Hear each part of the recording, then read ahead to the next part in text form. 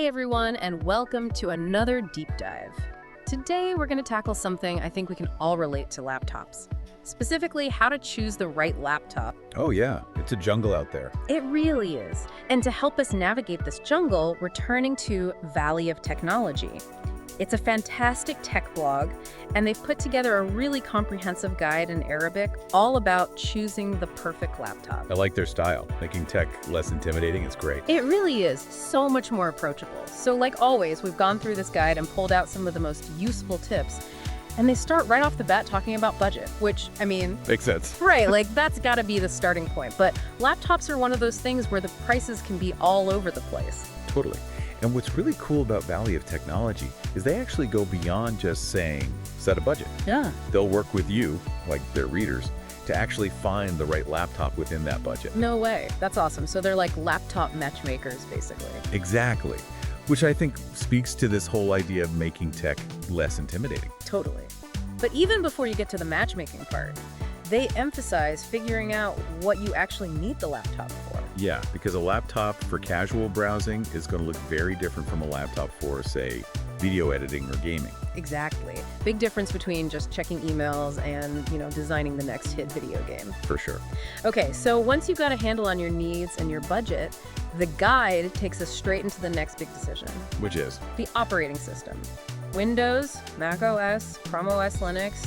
It's a bit overwhelming. Oh yeah, especially for first-time buyers. It can feel like a huge decision. For sure. So how does the guide break it down? Well, they do a great job of highlighting, the pros and cons of each. Windows, obviously, you've got the most compatibility in terms of software. That's kind of the default for a lot of people. Exactly. Then there's Mac OS, which is Apple's operating system, known for being very user-friendly. And their whole ecosystem, right? Like, if you're already using an iPhone and an iPad. Exactly. It all just kind of works together seamlessly. And then on the other end of the spectrum, you've got Chrome OS, which is all about simplicity and speed. And it's cloud-based, so everything's kind of stored online. Okay, so perfect for people who live in the cloud. Yeah. And finally, there's Linux, which is open source and known for its flexibility and security. Yeah, that's the one I always hear programmers raving about. But it can be a little, intimidating for the average person, right? Yeah, it definitely has a steeper learning curve than some of the others. Yeah. But it can be really rewarding if you're willing to put in the time. So, lots to consider. We're just getting started. Right. Okay, so you've picked an operating system. What comes next? Well, this is where things start to get really personal. How so? Well, the guide dives into screen size. And like you said earlier, there's no one-size-fits-all answer. Because as much as I love the idea of a giant, desktop replacement laptop. Which, let's be honest, some of those gaming laptops are basically desktops in disguise. Seriously. But as appealing as that sounds... Portability goes out the window. Exactly. So the guide breaks down the most common screen sizes, starting with those tiny, ultra-portable 11 to 12-inch laptops. Okay, so those are perfect for, throwing in your bag if you're traveling light or just need something for, taking notes in a meeting or something. Exactly. Super convenient. Then you step up to the 13 to 14-inch range, which is kind of the sweet spot for a lot of people. Yeah, that's what I have right now, and I feel like it's a good balance. Definitely. You get a decent amount of screen real estate without it being too bulky. And then you get into the, 15 to 16-inch range. Yeah, those are great for multitasking. Oh, totally. If you've got a lot of spreadsheets or documents open at the same time. Exactly. And then, of course, you've got the 17-inch and larger laptops, which are really in a category of their own. Yeah, those are, serious desktop replacements. Pretty much. Like, if you're a gamer or a video editor or something, those larger screens are amazing. Absolutely. But they can get heavy. Yeah, portability is definitely something to keep in mind if you're thinking about one of those larger laptops. For sure. So we've talked about size, but the guide doesn't stop there. Because it's not just about how big the screen is, right? It's also about the quality of the display itself. Exactly. And this is where things get a little techie, but the guide does a good job of, breaking it down into plain English. Okay, so walk us through it. What are the key things we need to be thinking about when it comes to screen quality? Well, first up is resolution, and the guy is pretty clear about this. Don't settle for anything less than full HD, which is also known as 1080p. Okay, so that's the number of pixels, right? Exactly. And the higher the resolution, the sharper and more detailed the image will be. So for those of us who don't speak tech, what does that mean in terms of the actual viewing experience? Basically, it means a clearer, crisper image. Think about watching a movie on an old, standard definition TV versus a newer, high definition TV. Okay, yeah, huge difference. Exactly. And it's the same with laptops. A higher resolution screen is just going to be more pleasant to look at, especially if you're spending hours staring at it. Totally. So resolution is key. What else? Color accuracy. And this is especially important for anyone who's doing any kind of visual work on their laptop, like photo editing or graphic design. Because you want to make sure the colors you're seeing on your screen are actually accurate, right? Exactly. The guide talks about IPS technology, which is known for its color accuracy. Okay, so that's something to look for. Definitely. And then there's this whole other thing called sRGB, which is basically a measure of how many colors a screen can display. So the higher the sRGB rating, the more colors you'll see. Exactly. And that translates to a richer, more vibrant image. Got it. So we've got resolution, color accuracy. What else is important? Well, the guide also mentions screen-to-body ratio. Okay, and that's... It's basically how much of the laptop's surface area is taken up by the screen. So a higher screen-to-body ratio means thinner bezels around the screen. Exactly. And that means a more immersive viewing experience. Because you're not distracted by like a big chunky frame around the screen. Exactly. And it can also make the laptop itself more compact, even if it has a larger screen. Interesting. Okay, so we're getting into the weeds here, but I love it. What else does the guide cover? Let's see. Well, they talk about OLED screens, which are becoming increasingly popular. Yeah, I've been hearing a lot about those lately. They're known for having incredible contrast and really vibrant colors. So those are the screens that like make the blacks really black. Exactly. And they tend to have wider viewing angles too, so you can view the screen from different positions without the colors looking washed out. Interesting. Are those mostly on higher end laptops? They can be, yeah, but they're becoming more common, so you might be surprised. Okay, good to know. Anything else about screens before we move on? They briefly touch on brightness, which is important if you're going to be using your laptop outside a lot. Yeah, because nothing's worse than trying to use a laptop in direct sunlight and not being able to see a thing. The worst. So the guide recommends looking for a laptop with a brightness of at least 300 nits, which should be sufficient for most indoor and outdoor use. Good to know. And then finally, they touch on some of those eye comfort features, like blue light filters and anti-glare coatings, which can make a big difference if you're spending a lot of time staring at a screen. Yeah, those are lifesavers. Okay, so we've covered operating systems, we've talked about screen size and screen quality. What's next? What other laptop essentials do we need to discuss? I think after screens, the things I think about most are like the keyboard and the touchpad. Oh yeah, those are huge. I mean, you're gonna be interacting with those every time you use your laptop. Exactly. Oh. And they can be so frustrating if they're not good. Yeah. What does the guide say to look out for? Well, with keyboards, they really emphasize the importance of tactile feedback. Tactile feedback. Basically, you want to be able to actually feel the keys when you press them. Oh, okay. Like you want that little bit of resistance so you know you've actually pressed the key. Exactly. Yeah. And the guide mentions key travel, which is basically how far the key travels down when you press it. Makes sense. So what's the magic number for key travel? They say the sweet spot is somewhere between 1 and 2 millimeters. Okay, so not too shallow, not too deep. Exactly.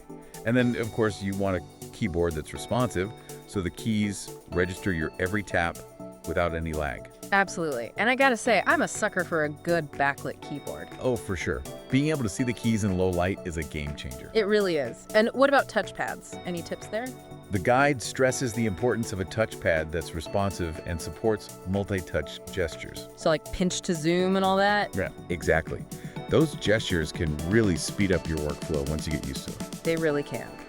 Okay, so we've covered the outside of the laptop. Let's talk about what's under the hood. Sounds good. Where do you want to start? Let's talk processing power. The brains of the operation. Exactly. And I'll be honest, this is the part that usually makes my head spin. I get it. There's a lot of jargon. But the guide does a nice job of simplifying things. They basically break it down by like your needs and your budget. Okay, so how do they do that? Well, they start with Intel Core processors, which are probably the most common ones you'll find in laptops. You've got your i3, i5, i7, and then the really powerful i9. And those numbers basically correspond to how powerful they are. Exactly. And i3 is going to be good for like everyday tasks like browsing the web and checking email. i5 is a step up, good for like multitasking and light photo editing. And i7 is even more powerful, so that's good for more demanding tasks like video editing. And then the i9 is like the top of the line for people who need the absolute best performance. Okay, so there's an Intel processor for basically every need and budget. Pretty much. And then you've got AMD's Ryzen processors, which are also very popular and often offer a good balance of price and performance. I've heard good things about those. They're definitely worth considering. And then on the more power-efficient side, you've got ARM processors, which are becoming increasingly popular, especially in those really thin and light laptops. And those are good for battery life, right? Exactly. They're not as powerful as some of the other processors we talked about, but they sip power, which means you can go longer between charges. Okay, that's a trade-off I can get behind. And of course, we can't forget about Apple with their M1 and M2 chips. Right. Apple's been making waves with their own line of processors, and they're known for being very powerful and efficient. Yeah, I've heard great things about them. Okay, so we've covered the processor. What about RAM? I always hear people talking about needing more RAM. RAM is essential, especially if you're a multitasker. It's basically the memory your computer uses to run all those programs and tabs you have open at the same time. So the more RAM you have, the more things you can do at once without your computer slowing to a crawl. Exactly. The guide recommends a minimum of 8 gigabytes of RAM. Okay, so 8 is the bare minimum. What about if you want to go above and beyond? Then you can look at laptops with 16 gigs of RAM or even 32 gigs if you're feeling really ambitious. Nice. Okay, so RAM is important, processing power is important.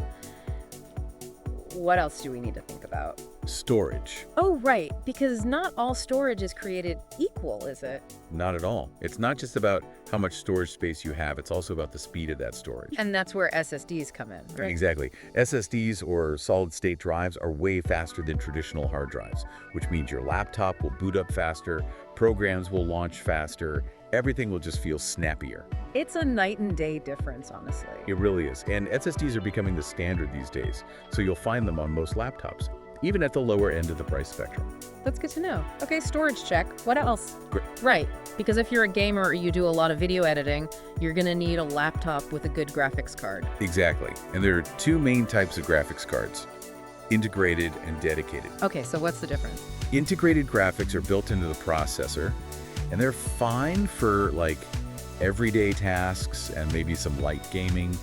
But if you're serious about gaming or you need to do any kind of intensive video editing or 3D modeling, you're going to want a dedicated graphics card. Got it. So dedicated graphics cards are more powerful. What are the big names in dedicated graphics cards? The guide mentions NVIDIA and AMD, both of which make excellent graphics cards. Okay, so those are the ones to look out for. Anything else on graphics before we move on? I think that covers the basics. Okay, great. Now, this next one might seem kind of boring after talking about processors and graphics cards and all that, but it's so important. Ports and connectivity. So true. Because nothing's worse than getting a new laptop and realizing you can't connect all your stuff. The worst. So, what do we need to know about ports? Well, the guide recommends making sure the laptop has enough USB ports for all your peripherals. They also suggest looking for a laptop with an HDMI port if you want to connect it to an external monitor. Good call. What about those USB-C ports I keep hearing about? Those are becoming increasingly common. They're great because they can handle both data and power, so you can use them to charge your laptop and connect to peripherals at the same time. That's handy. It really is. And then there are Thunderbolt ports, which are even faster than USB-C. It can also be used for a wider range of things, like connecting to external displays and high-speed storage devices. Wow, that's a lot to take in about ports. I never realized there were so many options. Okay, I think we've covered almost everything. Is there anything else we need to talk about? Just one more thing. Battery life. Oh, right. Because what good is a powerful laptop if the battery dies after like an hour? Exactly. The guide recommends looking for a laptop with at least 8 hours of battery life. Okay, so 8 hours is a good target. Yeah, that should get you through a full workday or a long flight without any problems. Awesome. So there you have it, folks. We've covered a ton of ground today, from operating systems to screen size to processing power and everything in between. I don't know about you, but I'm feeling a lot more confident about choosing my next laptop. Me too. And the best part is we didn't even have to learn Arabic to do it. Big thanks to Valley of Technology for putting together such a comprehensive and easy to understand guide. Absolutely. And thank you for listening to another deep dive. We'll be back soon with more insights from the world of tech. Until then, happy laptop hunting.